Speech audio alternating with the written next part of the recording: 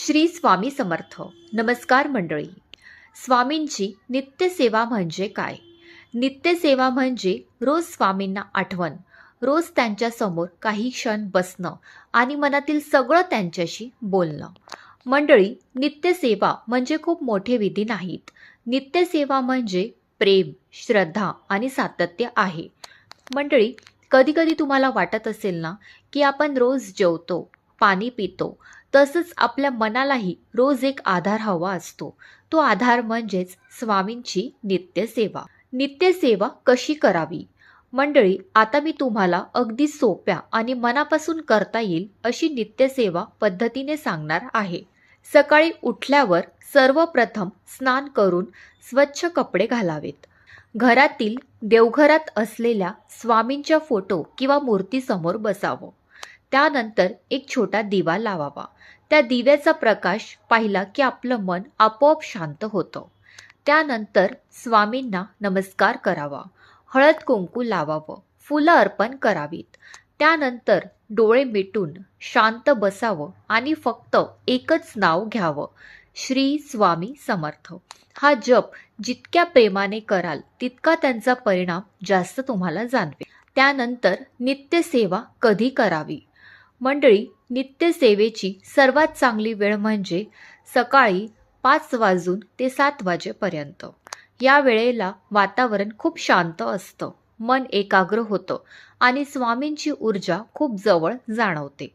पण जर ही वेळ तुम्हाला शक्य होत नसेल तर तुम्ही सकाळी उठल्यानंतर किंवा संध्याकाळी सूर्यास्ताच्या वेळी तुमच्या सोयीने ही सेवा करू शकता. महत्त्वाचं म्हणजेच वेळ नाही, भावना महत्त्वाची आहे. त्यानंतर मंडळी, नित्यसेवा करताना एवढेच नियम तुम्ही पाळावे. सेवा करण्यापूर्वी शक्यतो स्नान करावे. स्वच्छ आणि साधे कपडे घालावेत. सेवा करताना मोबाईल, बोलणं टाळावं आणि आपलं मन शांत ठेवावं. आणखी एक महत्त्वाची गोष्ट म्हणजेच सेवा करताना नकारात्मक विचार करू नयेत, कारण जिथे श्रद्धा असते तिथे शंका नसते. नित्यसेवेचा छोटासा क्रम: सकाळी उठून आंघोळ करून दिवा लावणे, अगरबत्ती लावणे, श्री स्वामी समर्थ यांचा जप किमान 108 वेळा तरी करणे. त्यानंतर स्वामींशी मनात बोलणे, आरती म्हणणे. मंडळी, हे सगळं केवळ 10-15 मिनिटाचंच होतं, पण त्याचा परिणाम तुम्हाला दिवसभर जाणवतो. आता आपण बघूया की नित्यसेवेने काय होतं. हा सर्वात महत्त्वाचा भाग आहे. नित्यसेवेने तुमचं मन शांत होतं. तुमच्या मनातील भीती कमी होते.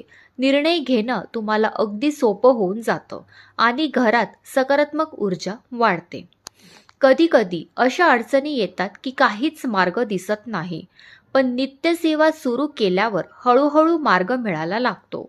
मंडळी, कित्येक लोकांसोबत तरी अनेकदा झालं आहे की स्वामींना फक्त मनात सांगितलं आणि काही दिवसात त्यांची परिस्थिती जणू बदलूनच गेली. मंडळी, नित्यसेवा करताना सर्वात महत्त्वाची गोष्ट म्हणजेच पूर्ण विश्वास.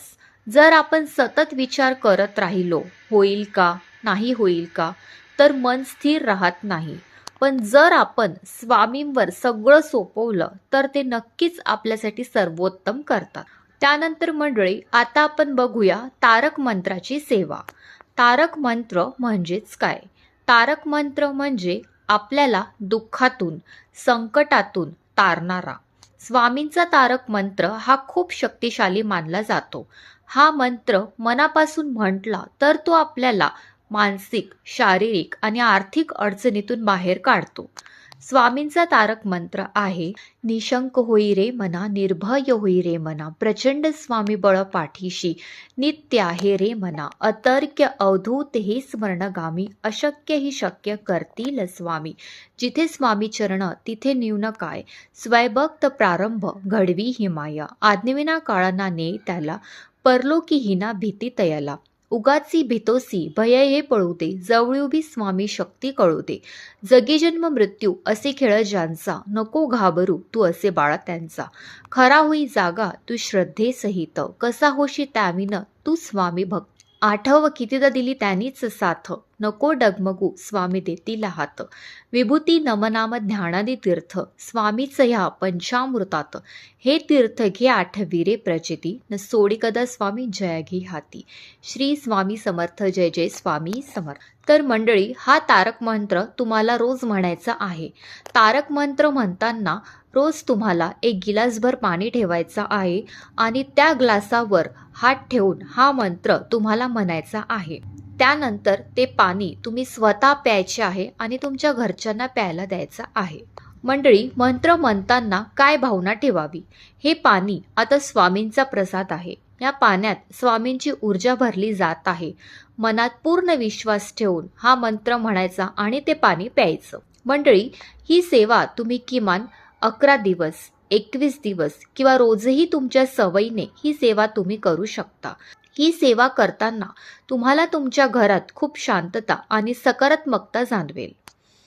मंडळी, ही सेवा तुम्ही कोणत्या समस्येसाठी करावी?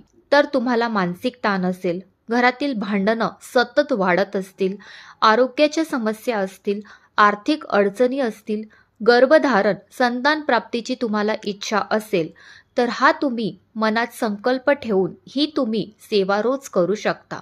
स्वामींवर विश्वास ठेवून ही तुम्ही सेवा रोज करू शकता. या सेवेचे काही छोटे नियम सांगायचे झाले तर पाणी स्वच्छ आणि पिण्यायोग्य असावे.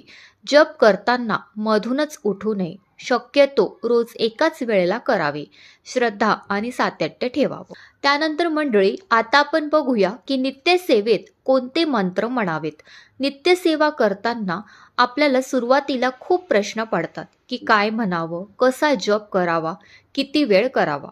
पण हळूहळू तुम्हाला समजायला लागेल की स्वामींना मोठ्या मंत्रापेक्षा आपलं साधं प्रेमाचं नाव जास्त प्रिय आहे. तर मंडळी, सर्वात प्रभावी मंत्र म्हणजेच श्री स्वामी समर्थ. हा मंत्र जितका साधा आहे तितकाच शक्तिशाली पण आहे. तुम्ही हा मंत्र 108 वेळा किंवा 11 वेळा किंवा मग दिवसभरात मनातून कितीही वेळा तुम्ही हा मंत्र म्हणू शकता. कसाही म्हणू शकता. कुठल्याही अवस्थेत तुम्ही जर झोपून असाल, बसून असाल, TV पाहत असाल, प्रत्येक कामात तुम्ही हा मंत्र म्हणू शकता. कधी कधी काम करतानाही फक्त मनात हा मंत्र म्हणायचा आणि खरंच सांगायचं झालं की तुम्हाला हा मंत्र म्हटल्याने तुमचं मन खूप शांत होईल असं तुम्हाला जाणवायला लागेल. दुसरं काही विशेष मंत्र म्हणजेच की ओम श्री स्वामी समर्थाय नमः किंवा मग दिगंबरा दिगंबरा श्रीपाद वल्लभ दिगंबरा. हे जपताना एक वेगळीच तुम्हाला ऊर्जा जाणवेल. हे देखील मंत्र तुम्ही रोज म्हणू शकता. त्यानंतर मंत्र कसा म्हणायचा? तर मंत्र म्हणताना घाई करू नका. शब्द स्पष्ट तुमचं मन त्या मंत्रात पूर्ण गुंतवावं. आता आपण बघूया की स्वामींना लवकर प्रसन्न करण्याचे सोपे उपाय. त्यासाठी गुरुवारी विशेष सेवा केली जाते. गुरुवार हा स्वामींचा दिवस मानला जातो. त्या दिवशी पिवळे कपडे घालावेत. गोड नैवेद्य दाखवावा, जसे की शिरा किंवा मग चारोळी साखर तुम्ही दाखवू शकता. जास्त वेळ जप करावा. प्रत्येक गुरुवारी जर तुम्ही असं केलं तर त्या दिवशी तुमचं मन अगदी प्रसन्न राहत. त्यानंतर नामजप सातत्याने करावे. सर्वात सोपा मंत्र श्री स्वामी समर्थ. किती व्यस्त असलात तरी 5 मिनिटं जरी केले तरी तुम्ही चालेल, पण हा मंत्र सातत्याने तुम्ही म्हणत राहावं. त्यानंतर स्वामींशी बोलणं हा माझा सर्वात आवडता भाग आहे.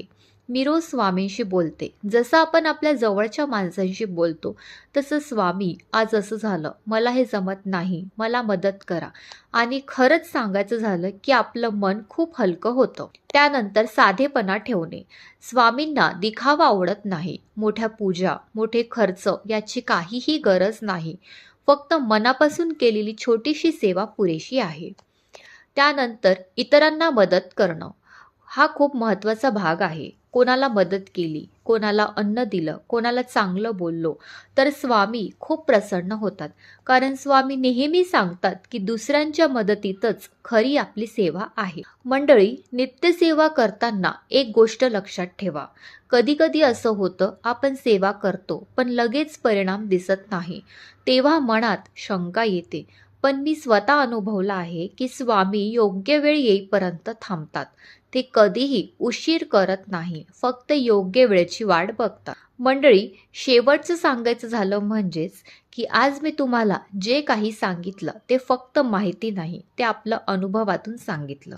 नित्यसेवा करा, मंत्र जप ठेवा, स्वामींवर विश्वास ठेवा आणि बघा तुमचं आयुष्य हळूहळू सुंदर होत जाईल. श्री स्वामी समर्थ. जय जय स्वामी समर्थ.